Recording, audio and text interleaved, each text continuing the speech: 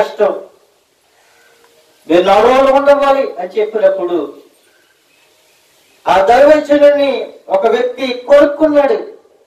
నా కుమారుడు కొరకు నువ్వు ప్రార్థన చేయాలి, రోజుకి 1000 రూపాయలు ఇస్తాను అని కొనుక్కున్నాడు. కొనుక్కుని తీసుకుని వచ్చి చెట్టు కింద పడేశారు. ఆయనకి మంచినీళ్ళు లేవు, వాడికి మంచినీళ్ళు లేవు, భోజనం లేదు, బట్టలు మాసిపోయి ఆ చెట్టు కింద కూర్చుని మోకరించి ప్రార్థన చేస్తున్నాడు.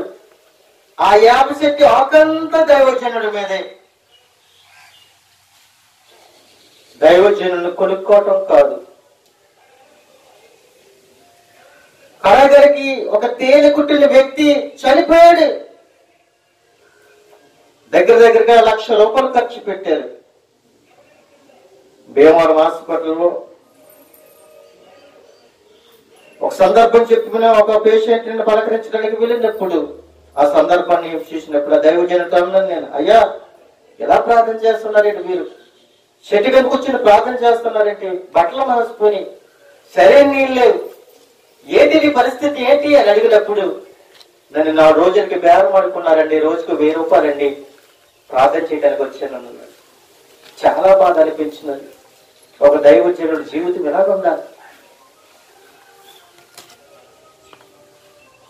ఆ దైవజనుడు వెళ్ళకపోతే మా దైవజనుడు రాలేదు, మా దైవజనుడు మా మీద కోపం, మమ్మల్ని శపించాడు, దూషించాడు అని చెప్పుకుంటారు. కానీ దైవజనుడు కొనడం కాదు, దైవజనుడు పరిశుద్ధాత్మ దేవుడు పంపిస్తేనే దైవజనుడు వస్తాడు. అందుకే ఏంటంటే మార్పు లేనివాడు, ఆయన మార్పు లేనివాడు, ఆయన నమ్మదగిన దేవుడు అని నేను నమ్ముతూ ఉన్నాను. ప్రియమైన దేవునికి బిడ్డలారా, దైవజనుడు కనిపిస్తేనే నీ కొరకు ప్రార్థన చేయాలని, దైవజనుడు కనిపిస్తేనే నీ కొరకు ప్రార్థన చేస్తాడు. దైవజనుడికి అనిపిస్తేనే నీకు ఆశీర్వాదం వస్తుంది, బలవంతంతో కాదు. హృదయపూర్వకంగా దైవజనుడు ఆశీర్వదించాలి, మనసులో పెట్టుకుని బయట కొట్టే విధంగా చేయటం కాదు. దైవజనుడు అసూయతో ప్రార్థన చేయడు, కన్నీటితో ప్రార్థన చేస్తాడు. దైవజనుని ఇబ్బంది పెట్టిన, దైవజనుని దూషించిన నీ కొరకు, నీ కుటుంబం కొరకు ప్రార్థన చేస్తాడు. ప్రియమైన దేవునికి బిడ్డలారా, దైవజనుడి మీద అబద్ధాలు వేయాలని అనుకుంటున్నావేమో, దైవజనుడిని దూషించాలని అనుకుంటున్నావేమో, దైవజనుడు పాడిపోడు. యేసుక్రీస్తు ఎలాగైతే మార్పు లేని వాడో దైవజనుడు కూడా అలాగే మార్పు లేనివాడు. దైవజనుడు దైవజనుడే. దైవజనుడు నీ ఇంటికి రావాలనుకుంటేనే వస్తాడు. అందుకే ప్రభువైన యేసుక్రీస్తు అన్నాడు, మీరు సర్వలోకమునకి సర్వశక్తికి సువార్తను ప్రకటించండి, ఏ ఇంటినైనా కూడా మీరు ఆశించకండి, ఏ ఇంటినైనా కూడా మీరు ఆశించకండి, ఏ ఇంటిని కూడా మీరు ఆశించకండి అని ప్రభు సెలవిచ్చాడు. ప్రియమైన దేవునికి బిడ్డలారా, ఆయన మార్పు లేనివాడు, ఆయన మార్పు లేనివాడు. మరి ఒక మాట మనం చూసినట్లయితే ఆయన ఒక మాట మనకి తెలియపరుస్తున్నాడు.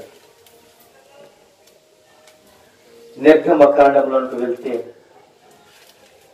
నిర్గమకాండము 3వ అధ్యాయము 14వ వచనంలో మనం చూసినట్లయితే, మోసే చిత్తగించుము, నేను ఇశ్రాయేలు యొద్దకు వెళ్ళి వారిని చూసి మీ పితరుల దేవుడు మీ యొద్దకు నన్ను పంపునని వారితో చెప్పగా, వారు ఆయన పేరేమి అని అడిగిన ఎడల వారితో నేనేమి చెప్పవలనని దేవుడు నన్ను అడిగాను. అందుకు దేవుడు, నేను ఉన్నవాడను అనువాడనై ఉన్నానని మోషేతో చెప్పాను. మరియు ఆయన ఉండినను వాడు మీ యొద్దకు నన్ను పంపనని నీవు ఇశ్రాయేలుతో చెప్పవలను. మోషేతో అంటున్నాడు దేవుడు, నువ్వెళ్ళు, నీ పితరు దేవుడు పంపించాడని ఇశ్రాయేలు యొద్దకు వెళ్ళు. వెళ్తారు ప్రభువా, కానీ ఎవరు పంపించాలంటే ఏం చెప్పను? అన్నప్పుడు నేను ఉన్నవాడును అనువాడనై ఉన్నాను. నిజమే, ఆయన ఉన్నవాడు, ఆయన అనువాడు. ఆయన మాట ఇస్తే మాట తప్పనే దేవుడు. నేను ఎలాగైతే భూమి మీద నుండి నా పనిని ముగించుకుని నా తండ్రి యొక్క రాజ్యానికి వెళ్తూ ఉన్నాను, తిరిగి కూడా అలాగే రాబోతూ ఉన్నాను. నా కొరకు ప్రార్థన చేయండి, నన్ను ఆరాధించండి, నన్ను శోధించండి అని ప్రభు అడుగుతున్నాడు. ఆయన ఆరాధించలేకపోతున్నాం, ఆయన శోధించలేకపోతూ ఉన్నాం. దేవునికి స్తోత్రం, హల్లెలూయా. దేవుడు ఆయన జీవము కలిగిన దేవుడని ఆయన సెలవిస్తున్నాడు. కీర్తనల గ్రంథము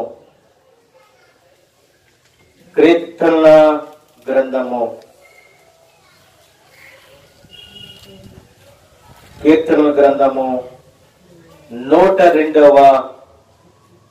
కీర్తన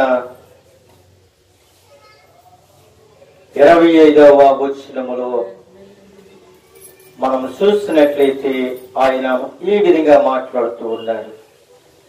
ఆదియందు నీవు భూమికి పునాది వేచితివి, ఆకాశములు కూడా నీ చేతి పనులే, అవి నశించును గాని నీవు నిలిచియుందువు.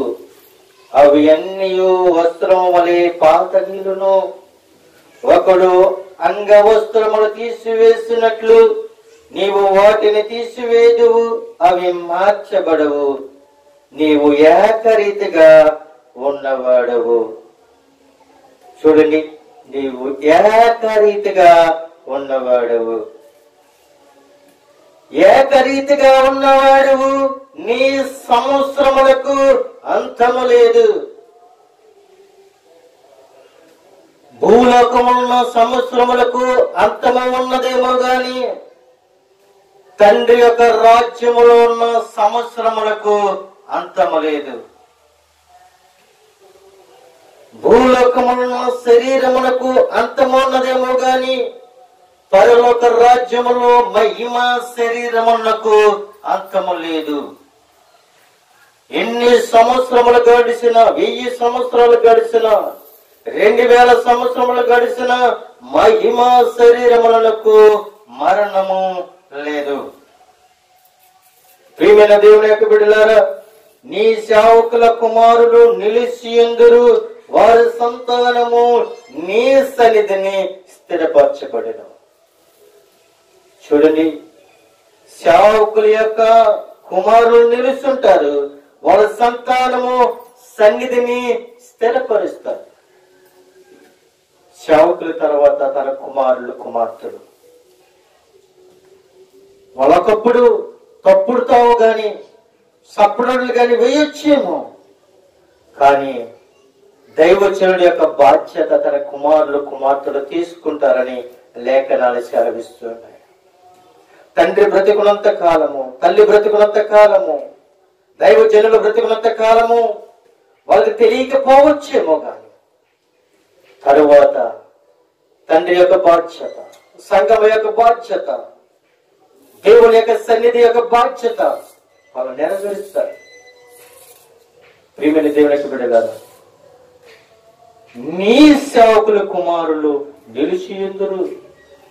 ఒకప్పుడు త్రుట్టిలు పోవచ్చేమో, ఒకప్పుడు తప్పుడడుగులు వేయచ్చేమో, ఒకప్పుడు సమాజంలో తిరగొచ్చేమో, కానీ వాళ్ళ తప్పు తెలుసుకుని వాళ్ళు దేవుని యొక్క సన్నిధిలో నిలబడతారని లేఖనాలు సెలవిస్తూ ఉన్నాయి. ప్రియమైన దేవుని యొక్క బిడ్డలారా, మరి ఒక మాట చూసుకొని నేను ముగించడానికి ఇష్టపడుతూ ఉన్నాను. పరిశుద్ధాత్మ దేవుడు ఆయన మనతో ఆయన మాట్లాడుతూ ఉన్నాడు.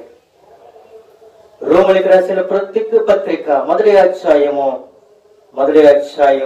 23వ వచనములో ఆయన మాట్లాడుతున్నాడు. వారు అక్షయగు దేవుని మహిమను చేయగు మనుష్యుల యొక్కయు పక్షుల యొక్కయు చతుష్పద జంతువుల యొక్కయు పురుగుల యొక్కయు ప్రతి మానవ స్వరూపమును మార్చిరి అంటున్నాడు. దేవుని సత్యమును అసత్యమునకు మార్చి సృష్టికర్తకు ప్రతిగా సృష్టికర్తను పూజించి సేవించిరి అన్న విషయాన్ని మనకి కనబడుతుంది. ప్రియమైన దేవునికి బిడ్డలారా, లాస్ట్ గా మరి ఒక మాట చూసి నేను ముగించాలని ఇష్టపడుతూ ఉన్నాను. సమయము అది దాటిపోవచ్చిస్తుంది. మొదటి తిమోతి రాసిన పత్రిక మొదటి అధ్యాయము 17వ వచనంలో ఒక మాట మనకి కనబడుతుంది. సకల యుగముల్లో రాజయ్యుండి అక్షయుడును అదృష్టుడగు అద్వితీయ దేవుని ఘనతయు మహిమయు యుగ యుగములను కలుగునుగాక. ఆమేన్. సకల యుగములో రాజయ్యున్న అక్షయుడు, ఆయన అక్షయుడు. రెండోదిగా అద్వితీయ దేవుణ్ణి ఘనతయు మహిమయు యుగ యుగములను కలుగునుగాక అంటున్నాడు. ప్రియమైన దేవునికి బిడ్డలారా, ఈ మాటలు వింటున్నా నీవును నేను. ఈ రోజు నీ అంశము ఏమిటి అంటే దేవుడు మార్పు లేని వాడని మనము కొన్ని విషయాలు మనము ధ్యానించుకున్నాం. దేవుని యొక్క రాకడ ఆలస్యమై ఉంటే మరి ఒకసారి ప్రభుని స్తుతించాలని, ప్రభుని గణపరచాలని చెప్పుకుంటూ నా మాటలను ముగిస్తూ ఉన్నాను. కొత్త మాటలు దేవుడు దీవించి ఆశీర్వదించునుగాక.